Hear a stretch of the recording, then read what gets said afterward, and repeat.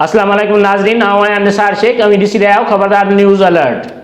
कराची कोरंगी में Sindh United party पारा Mehran media centre ते लेखक ऐं क़ौम परस्त अॻवान अली हसन चांडियो जी 58वीं सालगिरह तकरीब कोठाई वई। तकरीब में सियासी समाजी अॻवाननि जी भरपूर शिरकत। कराची मां दिलदार सीडरो जी रिपोर्ट। कराची में सिंध यूनाइटेड पार्टी पारा मेहरान मीडिया सेंटर ते लेखक ऐं क़ौम परस्त अॻवान अली हसन चांडियो जी 58वीं सालगिरह तकरीब कोठाए केक काटियो वियो।